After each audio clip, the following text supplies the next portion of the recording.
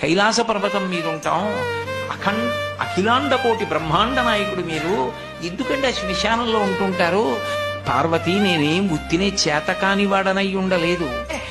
నా ఒళ్ళనుకుని మురిసిపోయిన వాడు కట్టెలలో కాలిపోతుంటే జీవుడు పైకి లేచి చీకటి పడుతోందని వచ్చిన వాళ్ళందరూ స్నానం చేసి వెళ్ళిపోతే ఒక్కడే ఉండిపోయానని బెంగ పెట్టుకుని ఏడుస్తుంటే నేనున్నానని ఓదార్చడానికి ఉన్నాను.